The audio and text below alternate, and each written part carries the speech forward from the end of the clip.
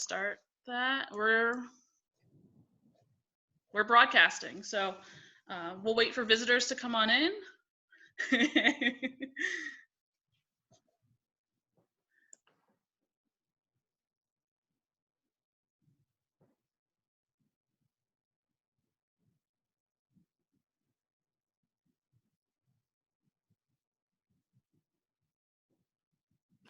I can't hear you all. Am I? Oh, there we go. Sorry. Yeah. I muted just to make sure that I wasn't taking up space. There we go. So we have about 46 so far. So people are signing in. That's great.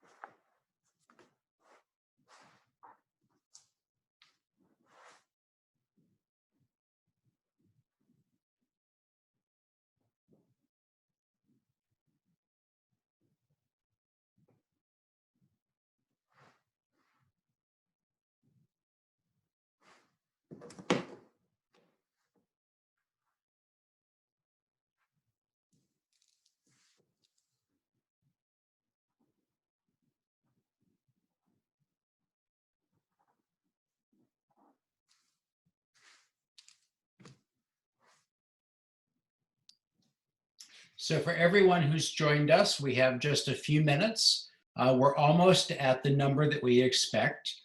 So give us just a few more minutes. We'll wait till maybe 1 or 2 past 7 because we don't want to miss anybody before we start.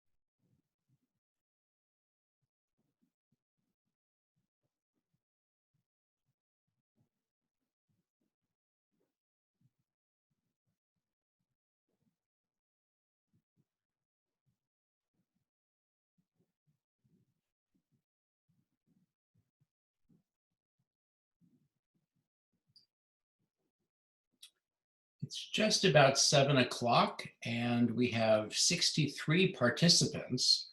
So we're very excited to have all of you with us this evening. It is my responsibility and honor to introduce you to a few folks that are going to join us this evening. First, I'll introduce myself, and then Jen Glass, and then Tom Mays. So some of you I've met, not all of you, but I'm Roy Young. I'm the newly appointed president and CEO of James Madison's Montpelier, a co-stewardship site of the National Trust for Historic Preservation and the Montpelier Foundation. So it's my honor to welcome you all here tonight. Thank you for joining us. Most recently, I was the vice president for guest experience at Mount Vernon.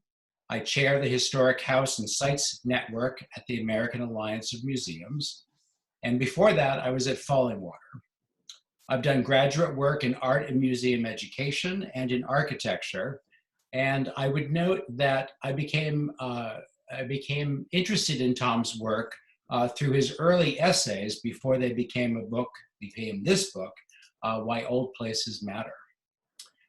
Jen Glass is a member of the staff at Montpelier.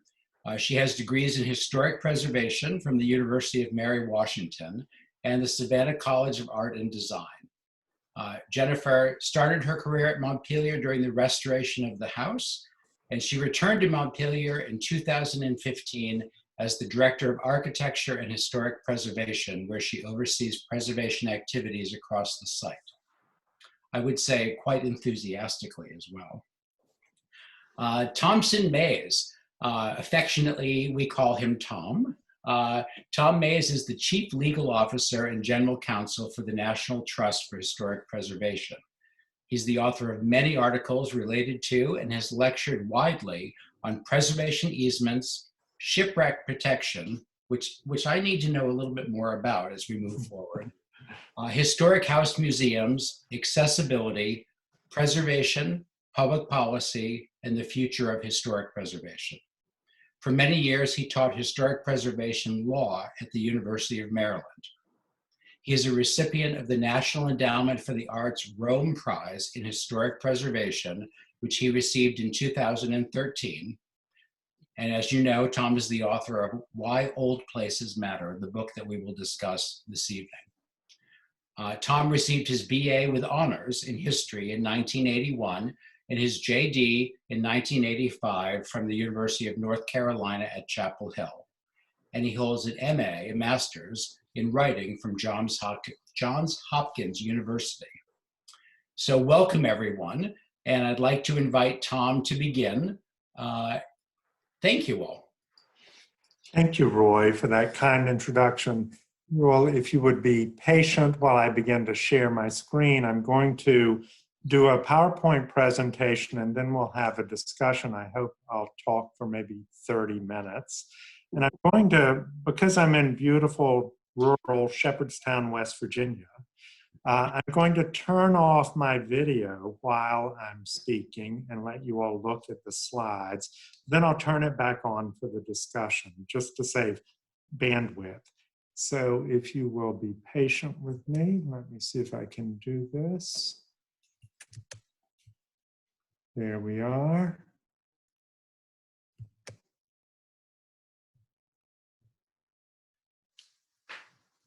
Well, thank you again, Roy, for that very kind introduction, and welcome to Montpelier. I'm delighted that you're in this position and really glad that you've decided to come and be the new leader for this incredibly important place, which I will focus my remarks on toward the end of the presentation. I also wanted to thank Elizabeth Chu, who's on the staff at Montpelier, and Jen. Jen, thank you for all you've done to set this up, and Dalton Vaughn also, who's been very helpful with the technical aspects of this. And I also want to acknowledge the rest of the staff and also the board of the directors of the Montpelier Foundation. I'm deeply grateful for the work that all of you all do to preserve this incredibly remarkable place. So thank you. I hope at the end of the presentation, you'll have even more tools to think about how important Montpelier is as a historic place. Now I'm here to talk about this book, Why Old Places Matter, and a topic that I think most of you in the audience care very much about, why old places matter to people. I was able to do this work because of the National Trust for Historic Preservation and also the American Academy in Rome. As Roy said, I received the Rome Prize in 2013. And this opening image is the image of the American Academy facility in Rome, which is on the Janiculum Hill, and was designed by McKim, Mead, and White. Also, an old place that really matters, and it overlooks the old city of Rome from the hill. My particular studio space, just to share a little bit about it, is directly under the S in places. So I had a second-story studio space where I heard the cannon boom from the Vatican at 12 o'clock every day and also overlooked the old city. So thanks to both the National Trust and the American Academy for giving me the opportunity to do this work.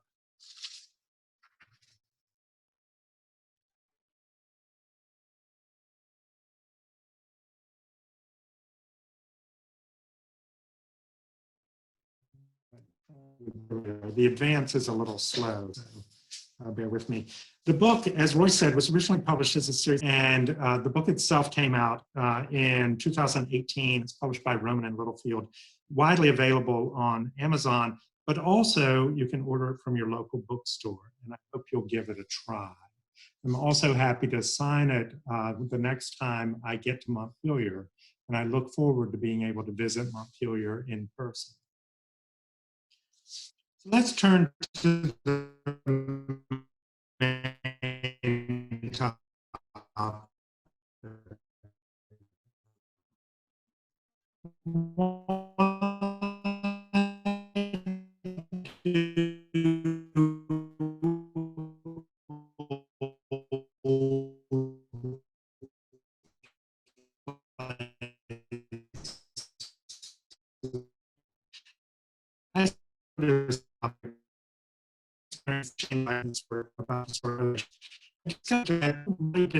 Describe what plays in unison. So why we have historic preservation law.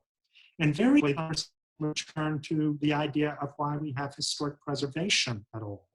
And I was stunned to discover that many of my students who were graduate students in historic preservation didn't necessarily have the ready tools and phrases to describe why we actually do what we do. So I began to gather these reasons together and to think about them. And my idea was to give people the words and phrases to express why old places mattered to them so much. And hopefully through that, to build a stronger ethic of historic preservation in their communities and in the country. I want people to think about it for themselves and then express why it mattered to them. Let me say at the outset that I don't think there are a set number of reasons. I think there is many reasons and many combinations of reasons at any one place and at any one person. But what I really hope for is that people begin to think about why old places matter to them. So as I go through this PowerPoint, please be thinking about why these matter to you, why they may matter to other people, and to people in your community. So one of the first words I heard as I interviewed people about this topic was continuity, that old places give people a sense of continuity. In a world that's constantly changing, old places provide people with a sense of being part of a continuum. The psychologist says that the majority of authors agree that the development of emotional bonds with places is a prerequisite of psychological balance and good adjustment, and that it helps to overcome identity crises and gives people the sense of stability they need in the ever-changing world. We often see this in the schools and churches of our communities. The upper right is Caldwell Station School in Huntersville, North Carolina, where my father went to school, and which revealed that sense of continuity. But perhaps we see this most forcefully when that continuity between people and place is broken, such as here on the left, Palmer Chapel in the Great Smoky Mountains National Park, where people who were forcibly removed from their homes to create the park continue even generations later for reunions and gatherings, maintaining that connection to that place. We see this all over the world. In the lower right is Matera, Italy, where people were forcibly removed from these half-acre dwellings were supposedly bound. And yet, when I visited there, the guide told us that her grandmother was one of us never the same afterwards. Old places matter because they give people a sense of continuity. Tom? Yes. You are having trouble with bandwidth, I think because we're having a windstorm out there. Jen is going to try to run the PowerPoint on her computer to see if that helps. Okay, that sounds great. Give us just a minute, please, everyone. We know that there's been some bandwidth problems in the region. So Jen is going to try to bring the PowerPoint up on her computer. Jen, can you hear me okay? I can. I'm trying to get it up right now. Give us just one moment, folks, so you don't miss anything. Tom, where would you like to? Yeah, where would you like to start at? We can. How much did people get to see? Do you know? I think we were having issues throughout the whole thing. Okay. Let's just We can start here and I can be, you all couldn't hear me, I was garbled. It was a little garbled, yeah. Did I sound like I After the was? studio, after you explained where your lovely studio was, it started to break up. Okay. All right. Then let's just go from this slide. Let's go to the next one. Okay.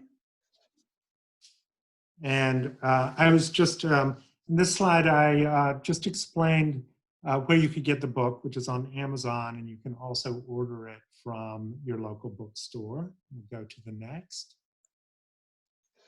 I should also say you can get it at the Montpelier store.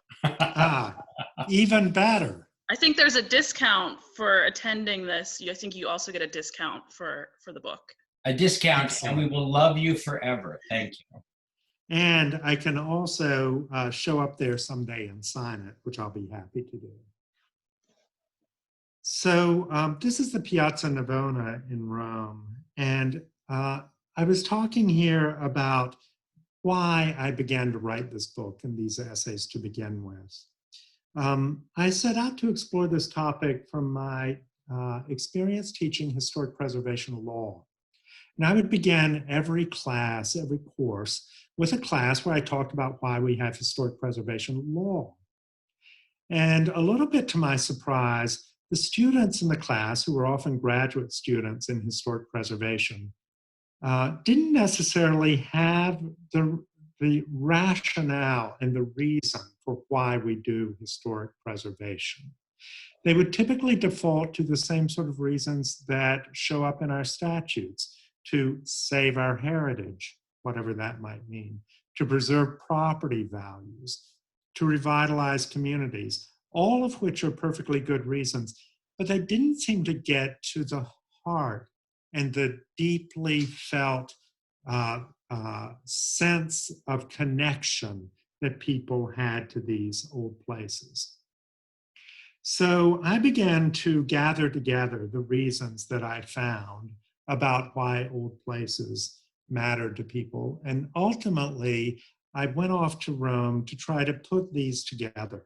I didn't think that I necessarily could figure them all out on my own, but I tried to read as much as I could about what people thought and also interview people. Let me say at the outset that the book has 14 reasons in it. I'm going to go through 13 of them tonight. But I don't think those are the only reasons that old places matter. I think there are as many reasons as there are people and places. And I often ask people to think, as I go through the PowerPoint, about which reasons really resonate with them and which ones I haven't necessarily thought of. So as I go through this, be thinking for yourself, how would I explain why old places actually matter to people? And is this a reason that actually works for me, or would I use another word? And we'll come back at the end and have a conversation. If you could advance the slide, please.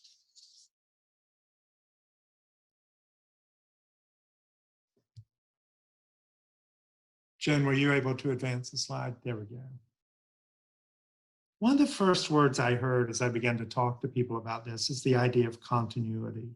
Old places give people a sense of continuity. In a world that is constantly changing, and we're certainly feeling that now, old places provide people with a sense of being part of a continuum that is necessary for them to be psychologically and emotionally healthy. Press, please. Jen, I think I'll just say your name, and that will be the clue to advance. Maria Lewicka, an environmental psychologist, says that the majority of authors agree that the development of emotional bonds with places is a prerequisite of psychological balance and good adjustment, and that it helps to overcome identity crises and gives people the sense of stability they need in the ever-changing world. We often see this in the schools and churches in our communities. The upper right is Culver Station School in Huntersville, North Carolina, where I grew up, and where my father's family went to school, which remains a community preschool today, giving the community that sense of continuity between the past, the present, and the future. But we perhaps see this sense of continuity most forcefully when it's broken, such as here at Palmer Chapel in the Great Smoky Mountains National Park, where people who were forcibly removed from their homes continue to return for reunions and gatherings even generations after the national park was created. We see this all over the world. The lower right is Matera, Italy, where people were forcibly removed from these half-cave historic dwellings for supposedly better housing. Yet our guide there told us that her grandmother was one of the people forcibly removed, and that the community was never the same after the forced removal. Old places matter because they give people a sense of continuity. Jen?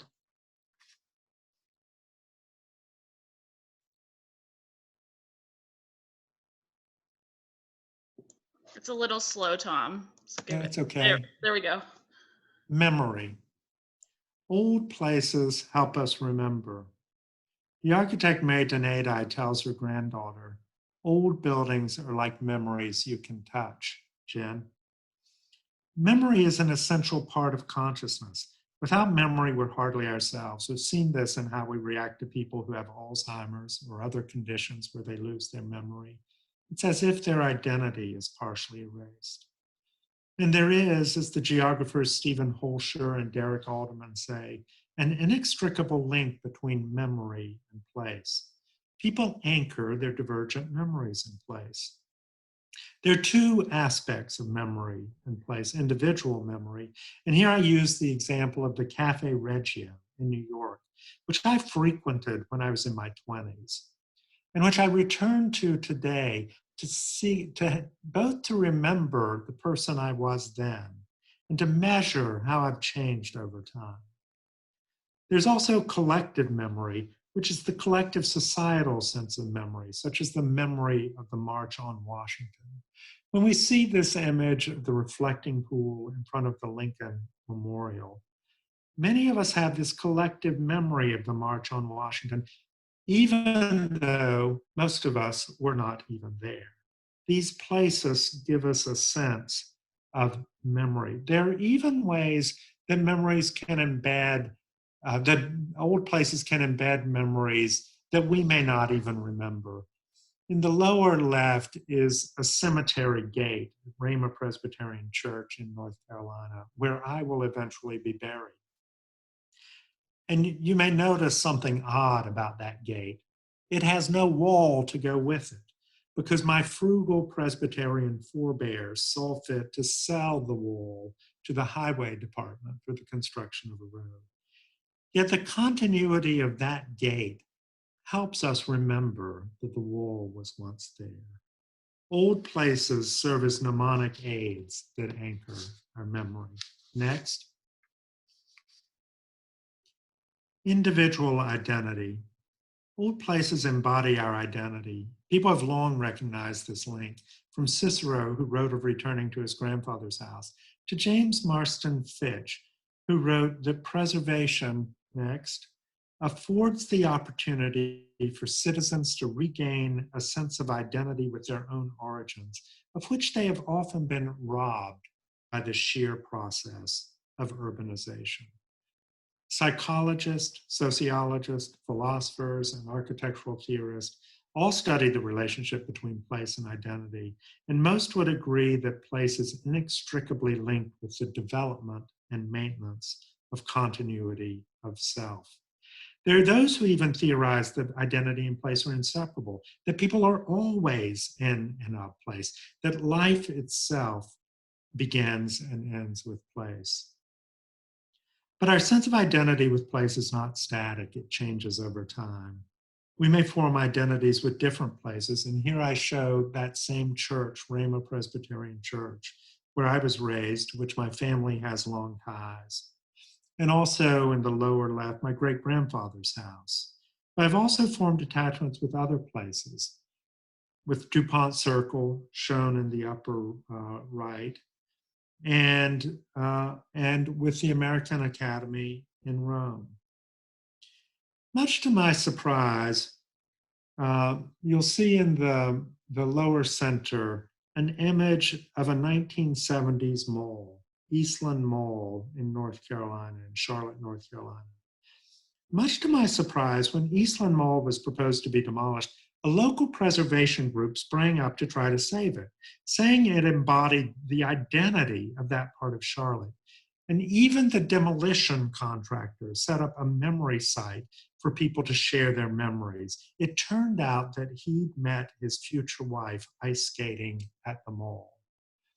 What this led me to conclude is that people can form a sense of identity with places in about 30 years, which also coincides with the time when these places are most vulnerable. Old places embody our individual identity. Next. Civic identity. Old places embody our civic, state, national, and even universal identity.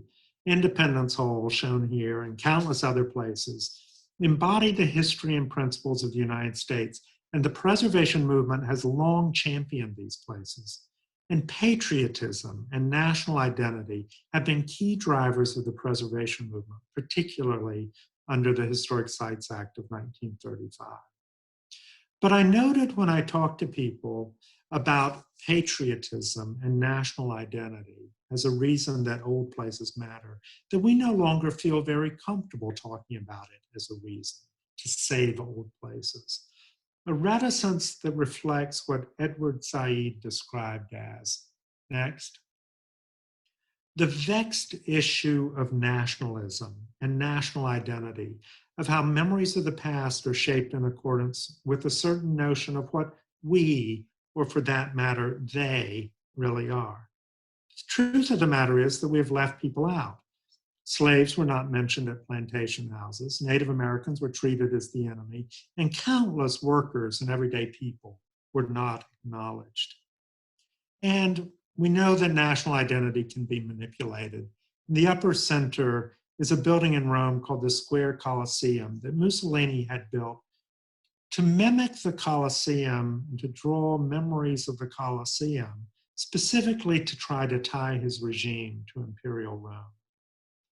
But the thing about old places that's interesting to me is the continued presence of the old place permits and may even foster the acknowledgement of changed identities and the transformation of our identity over time. The way slavery is now acknowledged here at Montpelier and at Monticello and at Mount Vernon. Old places often become the vortex for these discussions, however uncomfortable they may be, such as the Confederate Memorial shown here from my hometown in Cornelius, North Carolina. But there are also places that form a part of our universal identity, our identity as humans. We all felt a sense of loss when the Buddhas at Bamiyan were destroyed, shown here. We feel it when we see the pyramids. We felt it when we saw the flames shooting from the roof of Notre Dame Cathedral. These are parts of our world that belong to all of us. Old places are part of our ever-evolving collective identity. Next. Beauty. I only take on easy topics. Old places are beautiful. If you Google beautiful places, you'll come up with a whole lot of natural places, a lot of old places, and yet only a smattering of new places. Beauty and the threat to beautiful places was the driving force for many early preservation efforts. And beauty remains at the heart of why people care about old places. We all know how much harder it is to save an ugly building than it is to save a beautiful building. Yet, again, as I talked to people about beauty as a reason, I found that people were reticent to talk about it. And I think that People on preservation commissions and in other public fora are also hesitant to make decisions based on beauty, despite the fact that preservation is sometimes called aesthetic regulation. We don't often expressly ground our decisions in the idea of beauty. This is for many reasons: the subjective nature of it, the difficulty of defining it, the loaded cultural aspects of beauty, or the fact that it may simply be considered frivolous or expendable. Yet beauty is still something that delights, moves, and satisfies people. A study by the British Commission for Architecture and the Built Environment, next, found that beauty is a deeply positive experience, contributing to happiness and well-being. But here's the really interesting thing to me. Preservation is the public forum where concepts of beauty in society change. Preservation has been a march of the ugly transforming into the beautiful. Even in my childhood, Victorian houses were considered ugly. Art Deco and modern were considered hopelessly commercial. Mid-century modern, even brutalism, is just now being appreciated. And eventually, even I found beauty in the heavily graffitied concrete of Miami Marine Stadium, shown here. Preservation, it turns out, is one of the places where these notions of beauty in society change. I think we should learn how to talk about the beauty of old places, the psychological and sociological benefits of beauty, and to demand beauty in our cities, towns, and communities. Next. History and learning. Old places give us an understanding of history that no other documents or evidence possibly can. How? Old places have the unique ability to have people experience history with all of their senses. It tells us different information. It allows us to experience it with full body immersion. Press. I show President Lincoln's cottage in the lower left, where people can walk in Lincoln's footsteps and inhabit the spaces he inhabited. People want to be able to touch the handrail that Lincoln touched. It connects them to him directly. In the upper left is Emily Dickinson's house in Amherst, Massachusetts, where people can understand something about her poetry and her life that they cannot understand from simply reading about it. And here are battlefields, at battlefields, people have told me they couldn't understand the battle until they saw the battlefield. Why some soldiers coming over a rise survived and others did not. In the lower center is Old Salem in North Carolina, where I remember being at a Moravian love feast as a child. I can still feel the hair rise on the back of my head when our guide began to sing a Moravian song a cappella in this low vaulted room. And I can taste the flavor of the Moravian love cake that they served us. I'll note that these field trips that we take are often the only part of a history class that people remember later in life. And it's because they have had visceral experiences like the ones I had. There are also broader things we learn simply because of the survival of the place. The upper right are two images of one of my favorite historic places in the United States, the Kwantai Temple in Mendocino, California. Built in 1854 as a Taoist temple by Chinese immigrants. And as the lady in the center told me when I visited there, she was a descendant of the people who built the place. What people learn by the survival of this place is that we, the Chinese Americans, were here. Old places matter because they're the most vivid places to learn about history and about ourselves. Next. Architecture. Old places as architecture are part of our cultural inheritance. We love old buildings that are architecturally significant because they're part of the cultural legacy of all humankind, but also because of how they make us feel. I remember the feeling I had as a child in an old house that one of my father's friends used as a barn. But it had been built by a master builder, and it felt all of a whole. I didn't know what I was experiencing when I was stacking hay in those tall old rooms, but I later learned it was probably the sense of proportion, balance, and harmony. It was architecture with a capital A. We see this in many classical and neoclassical buildings like the Pantheon shown here. Or at Farnsworth House, a National Trust historic site, where we feel Mies van der Rohe's attempt to embed a house as much as possible in nature, as form following function. Significant architecture is part of our cultural heritage and is no different from great art. There's something more, press. As the Finnish architect Juhani Palasma points out, architecture is also important because it places us in the continuum of time. We experience layered signs and traces of life. And this physical embodiment of time gives us confidence in the future. Authentic historic buildings and settings offer us reliable messages of continuity. And this is true for the many old places in our communities, from the town hall to the courthouse. They immediately place people on the continuum of time. Next. Some old places matter because they're sacred or they're considered sacred. People all over the world travel to go to old places like the Santuario de Chimayo, shown here in New Mexico, where I felt a palpable sense of sacredness, even though I am from a different faith. People actively seek to experience the feelings I had at that remarkable place, from the Wailing Wall of Jerusalem, the Kaaba at Mecca, St. Peter's Basilica, to the shrine at Ise in Japan. Sacred places have been revered for thousands of years by many different cultures. But there are also other ways, besides the religious, that places are considered sacred. Sites of conscience are often considered sacred. They have been sanctified by the things that happen here. The upper right is the archaeological site of Shockoe Bottom in Richmond, Virginia, one of the largest slave trading centers of the South. A place that has been sanctified by the things that have happened. We feel the same way about battlefields, where the loss of life sanctifies those places. Many old places matter because they are revered as being sacred. Next. Next.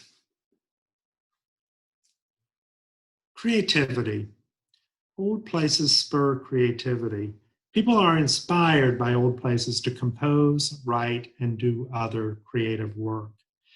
In the lower photo is RCA Studio A in Nashville, Tennessee, where Elvis recorded, where Dolly Parton recorded Jolene, and which was recently saved through the efforts of Ben Folds, so that it can continue as a place of creativity with its distinctive acoustics and also its legacy of musical creation. The upper left and in the right, we see the studio of Daniel Chester French in Stockbridge, Massachusetts, another National Trust historic site, where I chaired a panel on creativity in old places with a contemporary sculptor and a contemporary composer, Eric Nathan.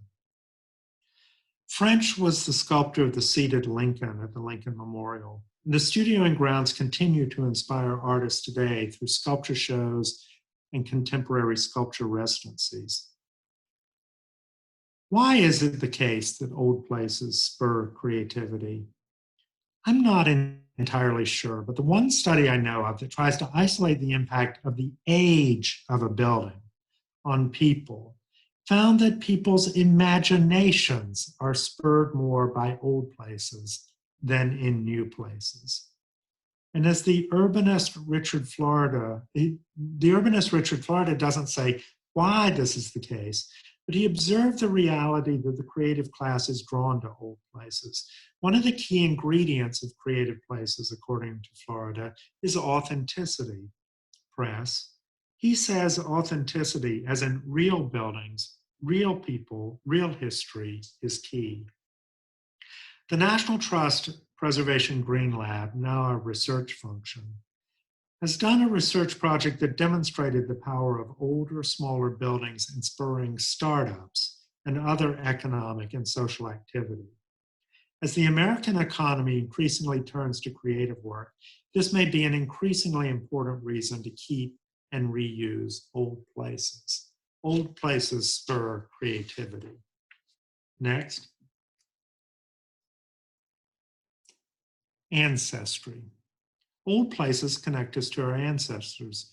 Making a connection to our ancestors was once an explicit reason that we sought to save old places, but over the decades, preservationists have shied away from talking about this connection. Why? Again, probably because it was perceived of as elitist or exclusionary. Yet in recent years, the field of genealogical research has exploded in scale, as witnessed by Ancestry.com and Finding Your Roots. In the upper left is Somerset Plantation in North Carolina, a state historic site that became one of the first Southern plantation sites to foster a connection between the site and the descendants of the slaves who once lived and worked there. Press. And that was largely spurred on by this woman, Dorothy Sproul Redford, who wrote, "People need that. They need tangibility. They need something they can touch, that they can hold, look at, point to. The day I first stepped onto the ground of Somerset, I felt a tangibility more intense than all the documents and records I'd collected." Being able to connect with places where people's ancestors lived and worked, whether Ellis Island, shown here, or a simple white farmhouse in North Carolina, gives people a deep sense of satisfaction, a sense of identity and belonging. Next. Community. Old places foster community, but how exactly does this happen? What role does it play? They do it primarily through two things. First, giving people that sense of community identity that we talked about earlier. And here I show a building in downtown Shepherdstown that gives that sense of civic identity. But they also tend to be places where people know where to gather and to go, as shown in the lower right with the farmers market. Perhaps there's no better example of the way old places foster community than the way post offices function in our older communities and towns. People gather there to pick up their mail, but in the course of that, they run into other people, and they can take care of a whole host of their business just by going to the post office. And yet these places also serve as icons of identity for the place. For more than 2 decades, planners and academics and preservationists have lamented the way sprawl has destroyed our sense of community. And placemakers and new urbanists have promoted the construction of new places that try to foster community. Many of these new places have exactly the attributes that old places already have: garages behind the houses, walkable streets, density, sidewalks, all the things that many old places already have. But there's something missing from these new urbanist efforts. I applaud these efforts. I think we should build good new places. But you cannot build a community. You can only foster the conditions under which a community can thrive. A community is where time and people and place have intertwined over a period of time. And that requires a sense of history. Next. This is a quote from Wendell Berry: "A community is the mental and spiritual condition of knowing that the place is shared." Next. Sustainability. The press. The architect Carl Elefante said, "The greenest building is the building that's already built." The reuse of historic buildings results in a large number of sustainability benefits. First of all, land conservation, because the reuse of the building doesn't require the use of new land. Habitat preservation, because the reuse of the building doesn't take away natural habitat. Reduced fuel consumption, because existing buildings are usually walkable and dense. and the avoidance of adverse impacts from the extraction and transportation of new materials, because new materials do not have to be taken from mines, forests, quarries, or other places and then shipped across the country or the world and used in the new building. And it results in the avoidance of new landfill material because the building isn't ending up in a landfill and the existing materials are reused.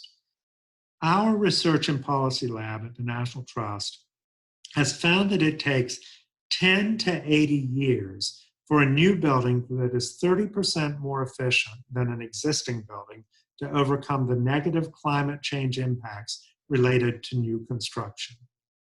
Think about this tile floor from the 100-year-old building in Washington, D.C. It's been continuously used for 100 years. How much more sustainable can you get than that? With maintenance, it will continue for hundreds of years more. Old places matter because using and reusing them is environmentally sustainable. Next. Economics.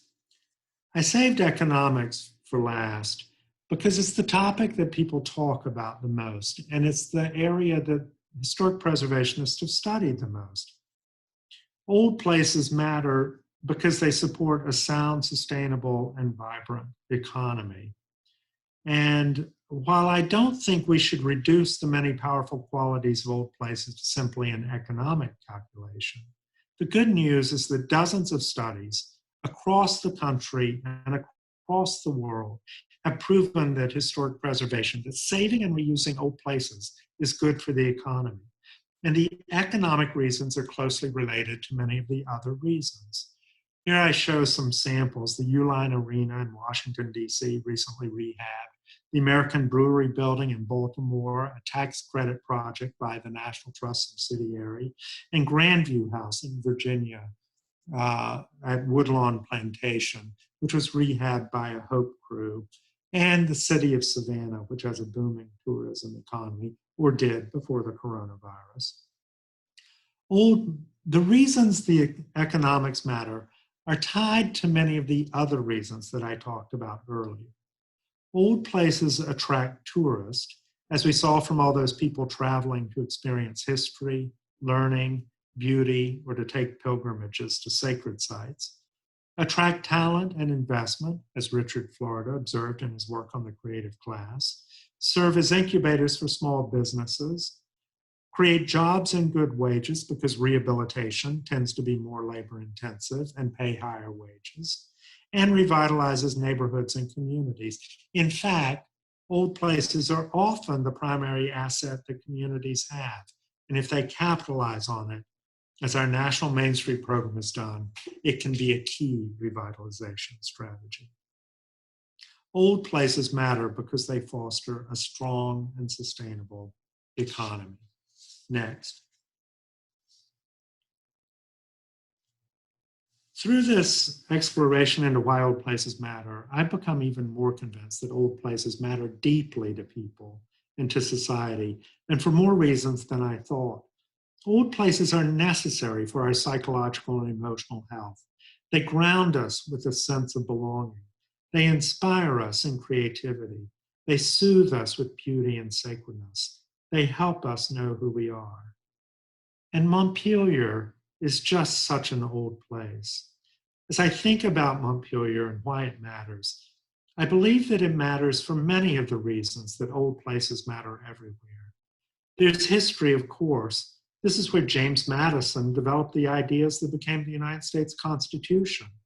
And there's learning. People learn history at Montpelier every day and discover new information, which is literally arising from the ground. And there's a sense of national identity being reshaped and reformed even as we speak by the now visible presence of the slave dwellings in the South Yard and by the exhibits that take place at Montpelier. But there are other reasons here also. There are the economic benefits spurred by the tourism fostered by this place. There's continuity with the past and the future.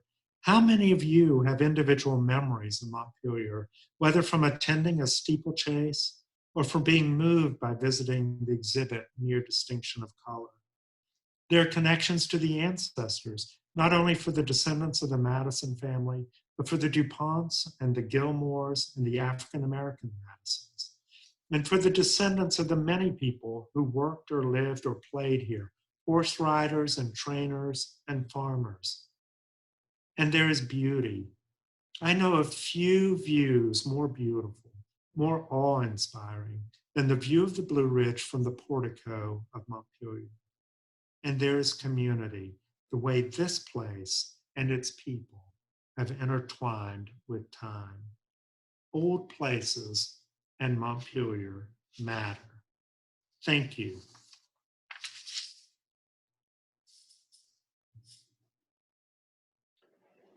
Thank you, Tom. That was not only educational, but inspiring. It's a great treat to be able to hear your voice explain much of what we've been reading through your book and through your essays. Everyone that's joined us, there's 80 of you now, which is very exciting. I would like to recommend that Tom and I are going to have a little bit of a discussion out loud for you all to be able to hear. And Jen is going to start to accrue some of the questions that you have for Tom through the chat. So if you'll use the chat function in the Zoom room, Jen will try to cobble together questions so they're perhaps thematicized, so Tom could answer them. And I guess, Tom, I'd like to start by saying that, like all good social research, you raise more questions than you answer. And I love that about architecture. I love that about the built environment. I think of all of the things that you discussed with us and the questions that you pose in your writing. And I think that sense of identity, since it is so individual yet shared as a human attribute, it drives us to try to find ourselves in our history. And for me personally, that's always been very much driven by the built environment, by the manipulation of the landscape. And I come to historic sites through this lens of architectural history and through the study and practice of architecture and landscape architecture. But what I would say that I find most astonishing is through these sorts of conversations and your research, I'm fascinated to find out that I'm not the only Martian, that I'm not the only one here that is excited about the smell of old places or the feel of old places. My first project was a 1690s early Georgian on the South Shore of Boston. And that was in 1985. And Jen brought me up into the attic of Montpelier the other day. And the first thing I said was, oh, it smells like my old house. That beautiful smell of hundreds of years of wood curing in the attic of a historic structure. And so I may not have a question here as so much as I have an observation, and I would love to hear you talk a bit more about that shared sensory response that we have to architecture and the built environment. And then, of course, I'd love to move into sacred places and patriotic places and such, because I have such an attraction to historic sites. But can you talk a little bit about some of the everyday experiences that you had, perhaps the early in life experiences you had that gave you that tingle to realize this was a real thing for you? And perhaps share a couple of anecdotes of other people that had that sort of visceral response in front of you. Sure. If I sound garbled, let me know and I'll turn off the video. I love this topic about the visceral experience and the smell and particular character of old places. Let me say that I'm working on a piece for Virtual Preservation Month for the National Trust. And one of the things I'm talking about is here we've had to celebrate Preservation Month virtually. And it's been very exciting for me because I've been able to do I've been able to visit places and see things that I otherwise wouldn't have been able to, like the attic at Drayton Hall, which was one of the places that people could go visit. But what I'm writing about in part is how that can never be a substitute for being in the real place, because you don't have those visceral experiences. I can't feel the wavy character of hand-planed planks on a door. I can't smell, and the specific example I'm going to use is that distinctive smell of cypress wood at the Pope Leahy house at Woodlawn when you walk in. These are things that we don't necessarily know we're picking up at the time, but they're a little bit different. I just this winter went to visit my brother in North Carolina, and we went to a park that is a historic site near Charlotte called Rural Hill. It was the family home of the Davidson family that Davidson College is named after. And still standing there is a smokehouse that I remember seeing when I must have been 11 or 12. And I could remember to this day the texture of that sort of overscaled, grainy brick. These things, for some reason, seem to stick with people. And that experience of being in a place that's distinctive and you know it's different raises questions in your mind. We could turn to the real phenomenological aspects of that and the new studies that are coming out about how people perceive place and which parts of their brain are triggered when they go into a new place. There's such exciting new work coming out about that. Everything from tracking people's eye movements when they perceive places, which tend to show that people prefer traditional architecture.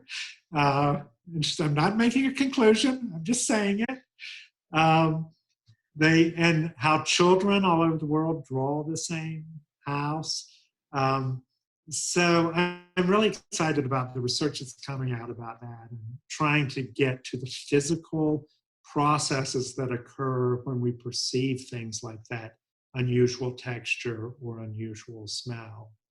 I think that begins to answer the question, but I'd love to hear more.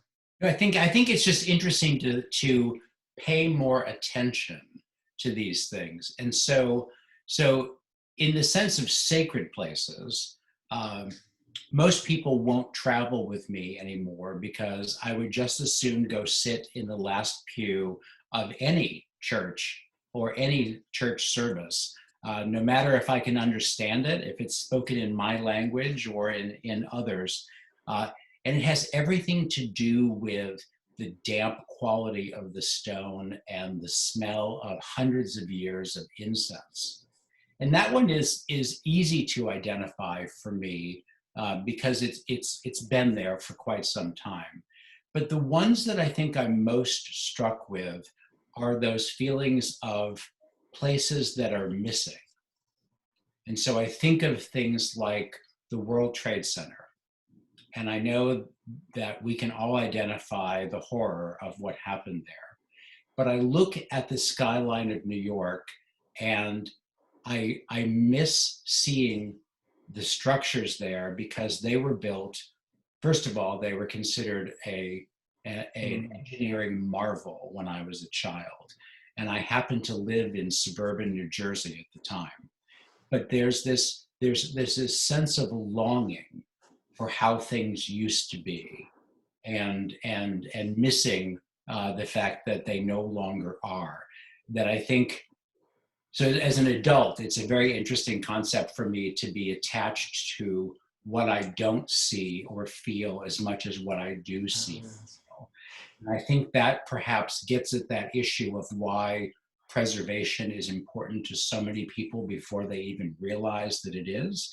You bring up that surprise moment where Eastlake, a somewhat nondescript precast concrete edifice of a shopping mall, still in fact got a response from the community because they spent time there.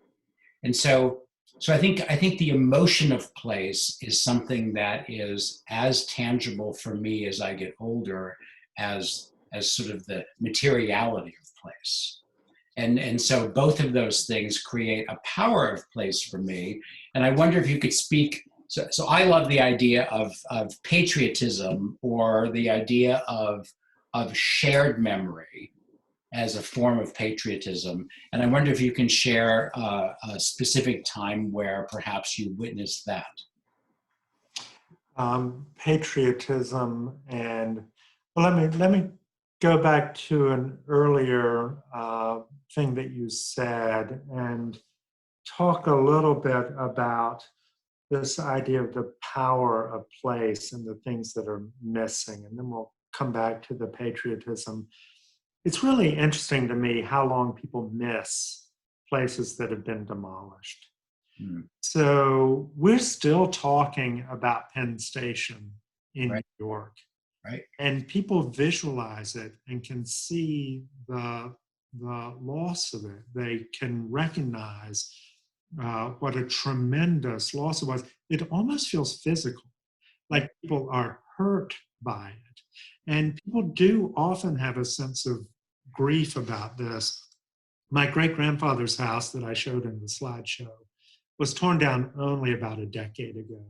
It had been sold out of the family, and a race car driver bought it because it was historic, and then tore it down.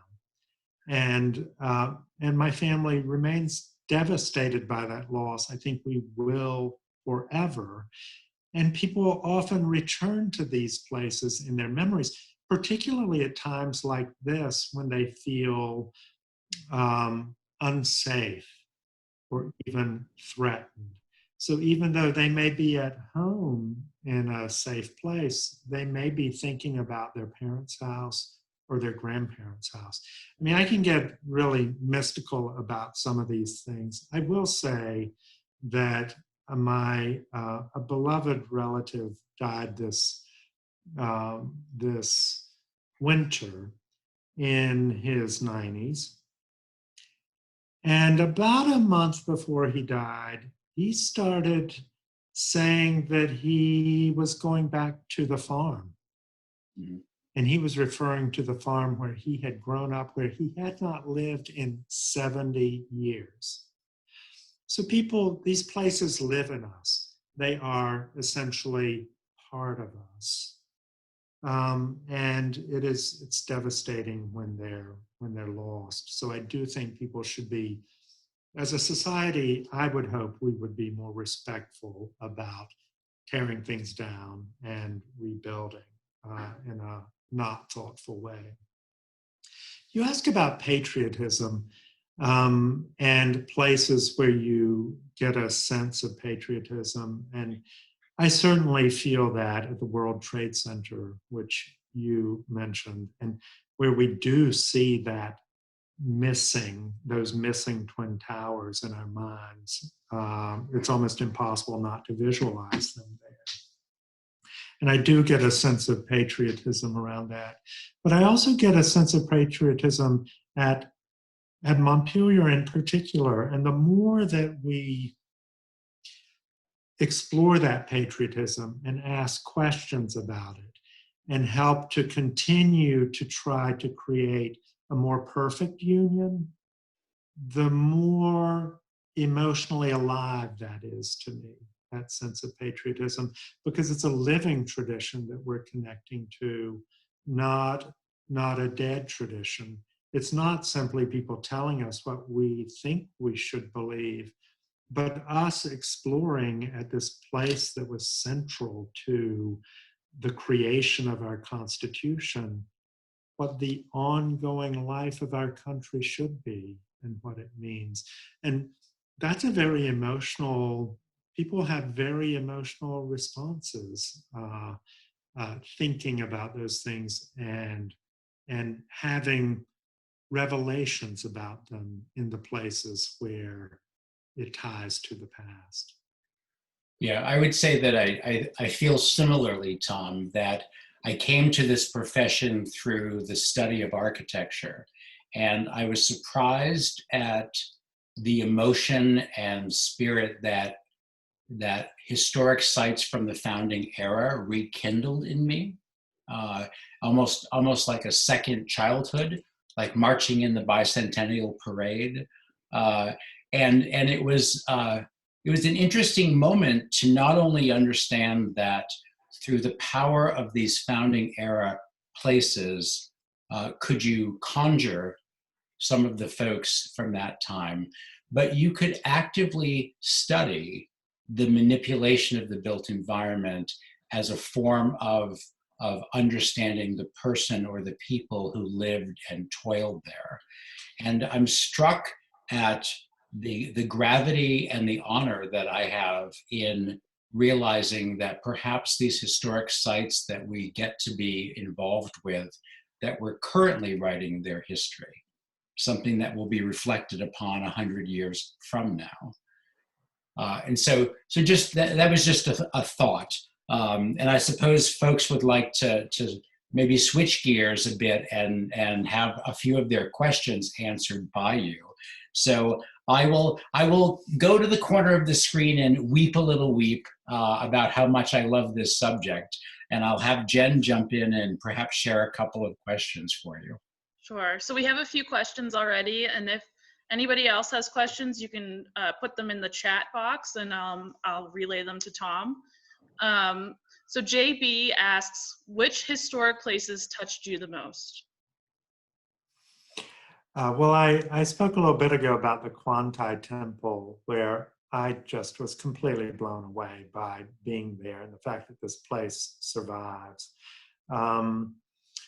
I was thinking, as Roy was asking the question about patriotism of other places that moved me that way, and I was thinking about the Pueblo of Acoma in Sky City, which is a National Trust historic site by agreement, one of the oldest, possibly the oldest continuously inhabited place in the continental United States. And it's just a moving place to be there. It has such a deep history. It's alive. There's the sacredness of the church at the top, but also the way that church has been used and interpreted by the people over the centuries. Really just an amazing place. And I feel some of the same sense of things that Roy described about being in the back of church. You know, when I'm traveling, I'll be honest, if I go to church, I tend to go to church with a paid choir. Just say it's a little trick I have. And I love being in historic churches where I can hear music being played and see the service and smell that incense. And I just think that's one of the best ways to experience an old place. In fact, I've told people I really didn't understand Baroque architecture, European Baroque architecture, until I went to a musical performance there and heard Baroque music in that space. And suddenly the space came alive.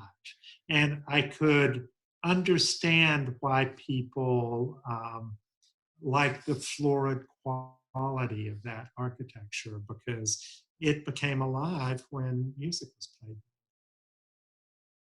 I could go on and on about plays. There's no end to this.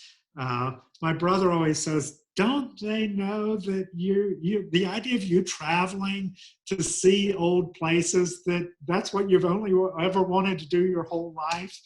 So happy to take another question. Okay. So we have one from John, and he says, there seems to be a powerful and universal curiosity about the stories that occurred within the walls of old and particularly forlorn places. Can you pin that on a singular psychological motivation? I am speaking specifically towards the need for the story, in quotes. Okay. Well, the question made me think about all the ruin porn sites and the sites that show dilapidated and deteriorated places.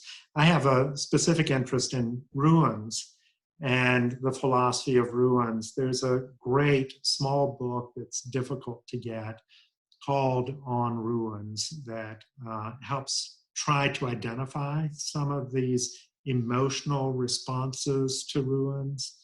I mean, one of the things in one of the essays I think that Jen and Roy are going to share with you afterwards, it was a response to the coronavirus pandemic.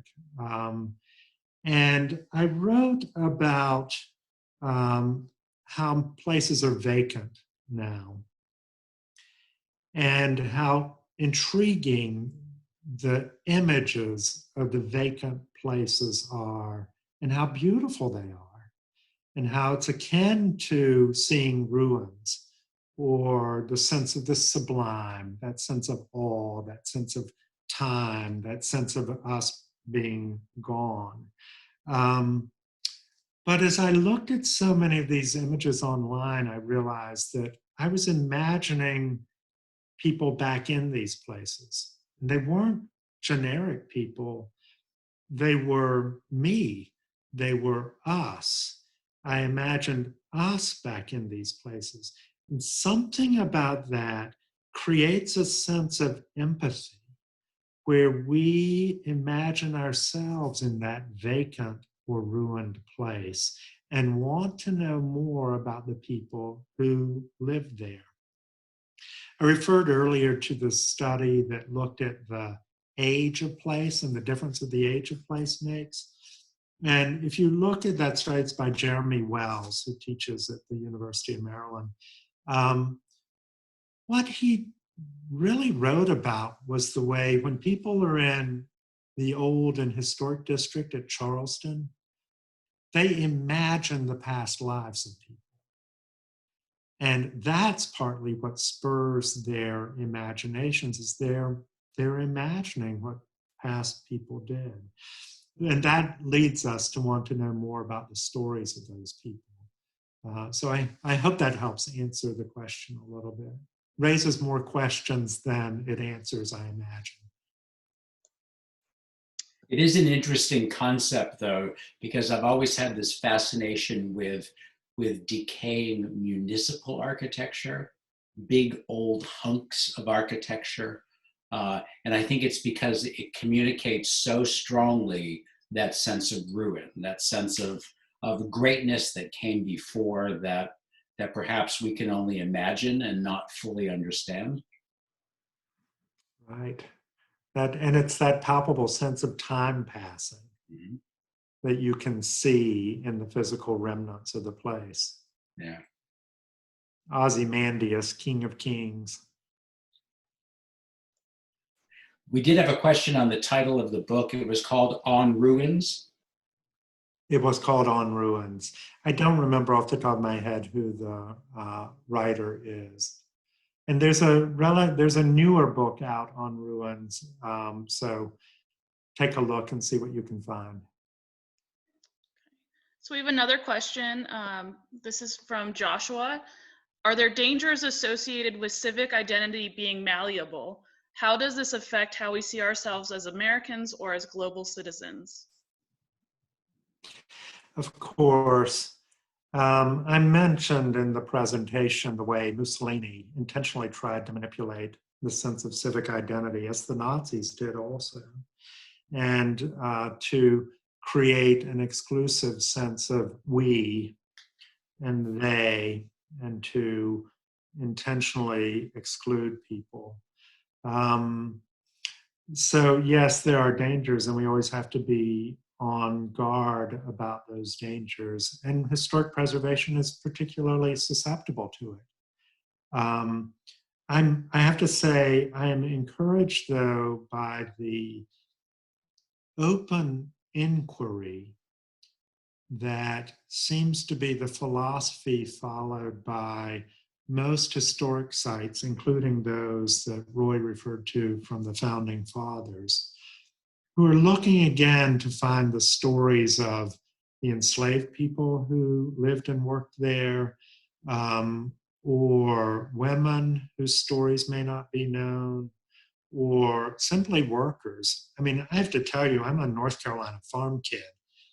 Growing up, I didn't see, I'm a white guy, but I didn't see myself in the history that was taught in elementary school, junior high school, and even to some degree in college. So I'm encouraged by the idea of open inquiry, but again, we have to be on our guard for when that idea of civic identity is being used for what I think of as nefarious purposes.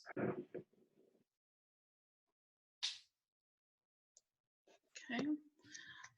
We have a question from Audrey, and she says, when visiting these places with children or adolescents, would you suggest talking to them to ensure they pay attention to the visceral, or would that distract them too much from their personal experience? That's a great question. I'm not sure that children are different in a way from adults in that sense.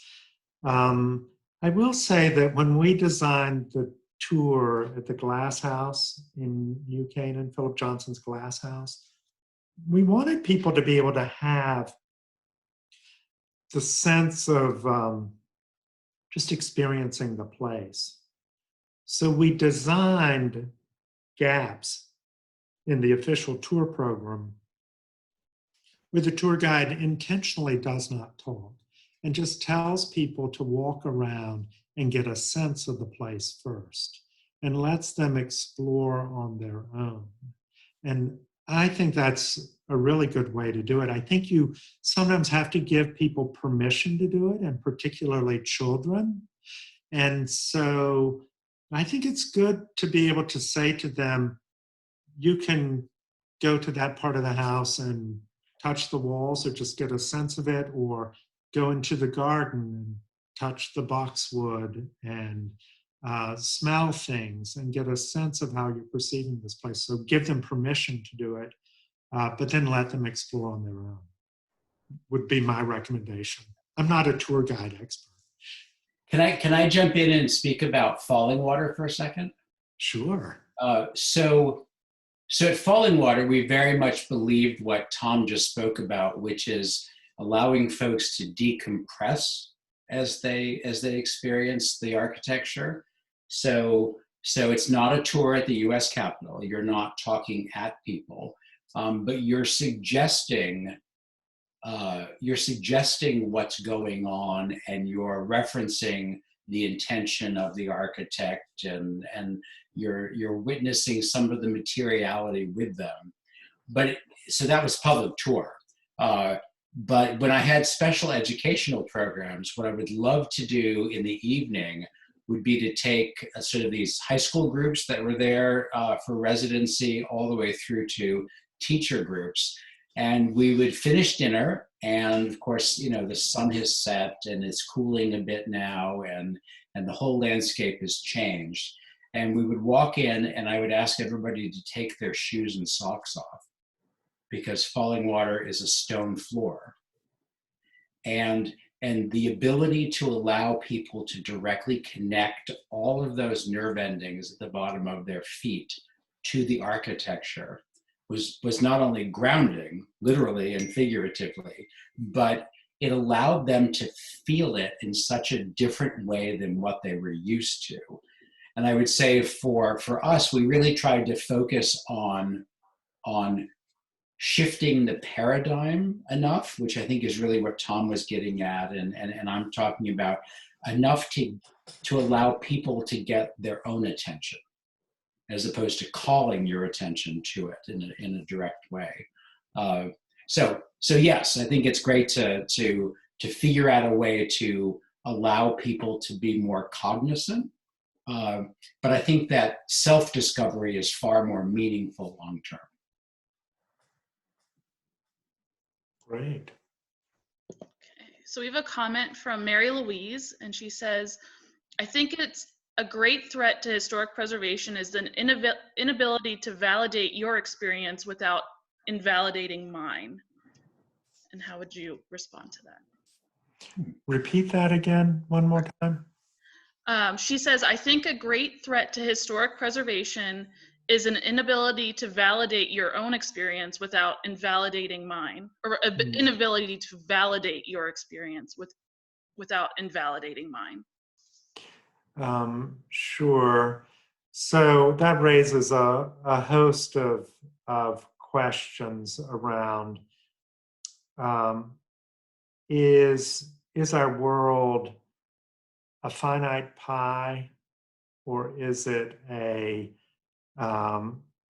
more open-ended than that? Personally, I'll respond to this personally. I'm a big tent kind of guy, and I think there's room for a lot of viewpoints and experiences. I will say I push back when somebody is trying to tell me that my history is invalid or doesn't count. And part of our role, I think, as people who interpret history and interpret places is to help people see that none of these places are understood through one viewpoint. They have to be understood through multiple viewpoints. And James and Dolly Madison undoubtedly did not have the same view about every aspect of Montpelier. And undoubtedly had discussions about how things were done, and the viewpoint of the people who they owned would have been different. All of those viewpoints can be valid without invalidating the others, I think. And when people try to invalidate somebody else's viewpoint, that's where you run into trouble. Each one of these questions and topics could be an entire day-long workshop and seminar. So I feel like I'm just skimming the surface, but that's my personal response to that one. Be careful what you wish, Tom. We could do a week-long symposium. Well, if I could spend it at Montpelier, I'd be delighted. Yeah. Count me in too. Yeah. Barbara says, do you think that the sacred can coexist with the profane? For example, I've often sat in the Gettysburg McDonald's having a cup of coffee and looking at the battlefield. And I think that the young men who died there might be happy to know that life went on normally, even as we appreciate their great sacrifice. Wow, I love that question. I don't think I've ever gotten a question quite like that before. You know, in my way of thinking, the sacred is always mixed up with the profane. And it's hard to, you can't be at a religious service without also laughing at something some kid is doing, or being conscious of somebody's faux pas somewhere along the line. But I like that juxtaposition of the McDonald's and the Gettysburg battlefield. I'm going back to my life as a farm kid. When we went to historic places, we ate at McDonald's because I liked McDonald's. So I share that. I share some of that that sense of that. 3 of my Thompson ancestors died at Gettysburg. 1 on the day of the battle, 1 2 days later, and 1 from wounds several months later. I do consider it in these battlefields to be sacred places. But I also expect them to be sacred places that people can experience. And I am happy that people walk over them and use them for recreation and use them as a part of their daily lives. That helps continue to build connections to those places. Virtually everything I wrote about in the book is really about the topic of place attachment, how we become attached to these places. And that capacity to use them and be close to them is absolutely essential. Okay. This one is near to my heart. So Paul asks, how about the pros and cons about completely finishing restorations rather than allowing people to see the internal structures / foundations of the buildings? Well, that's another great question. So Montpelier is a place that has been restored. And well, first, let me back up and say, I actually love to see places before they're restored, and I was fortunate enough to see Montpelier in many different stages of restoration. Roy and Jen and I talked about this specifically yesterday, and I said, you know, Montpelier is one of the places where it really makes sense to do and made sense to do a restoration. And that's because I felt like the primary story there is the story about James Madison and the Constitution.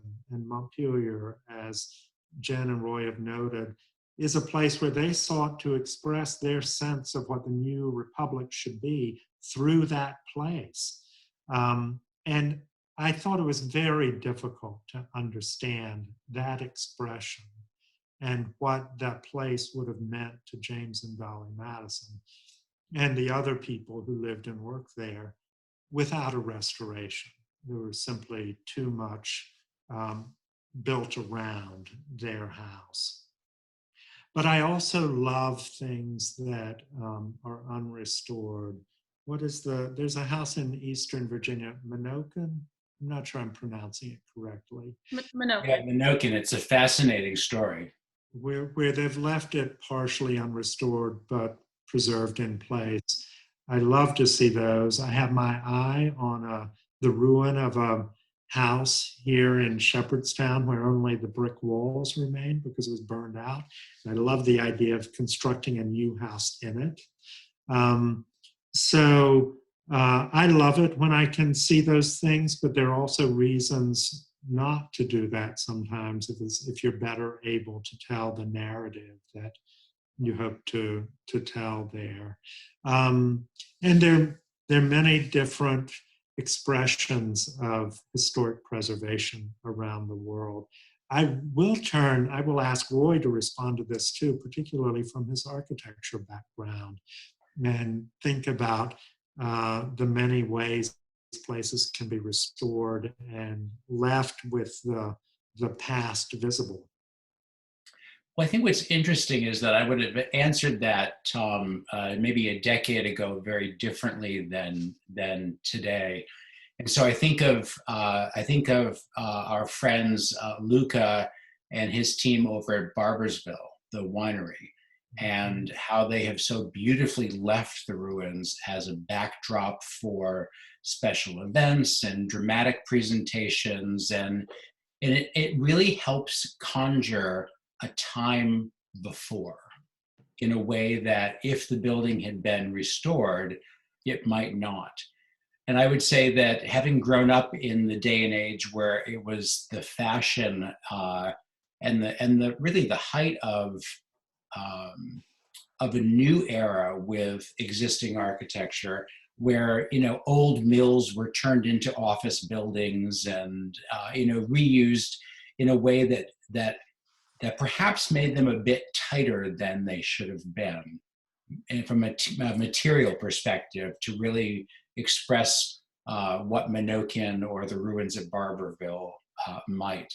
And so I love the idea in current day that one of the ways in which we can reuse buildings is to perhaps let them blend into the landscape and be part of the overall experience, not necessarily the primary part of the experience. And so I think there's a lot of history that can be well communicated from just letting an old foundation wall be a place where a child can sit for a little bit and enjoy a popsicle. And so I think it's always evolving for me. And I think it has much to do with the perspective that at my current age, I realize not everything has to be perfect. It can simply be what it is for you and for me, and that'll be a very different thing in both cases. Yes. And those fragments raise questions in people's minds too. Yeah. I think it's sort of like looking at a piece of art and asking somebody what they see or what they feel, as opposed to telling them what the artist meant. Oh, yes. Yes. So it's 8:30 all, and I have enjoyed this a great deal, and I want to take a moment to thank Tom for not only taking the time, but for being thoughtful in a way that allows us all to experience a bit of what you have. I think your book is a gem, and I think it really does rise to the occasion for me, which is that it poses more questions than it answers in a really lovely way. So thank you for writing it, and thank you for sharing it with us. Well, thank you, Roy and Jen and all the participants. I really appreciate the opportunity to talk and to do it for Montpelier in particular. And I look forward to continuing to raise some of these questions as we go on. So thank you all very much. It was a pleasure. Thank you, Jen, and thank you, Tom. And for all of you that signed up, we do have a link that we're going to send you by email to 2 of the articles that Tom has recently written for your ongoing enjoyment. So thanks, everyone. Have a great night and be well.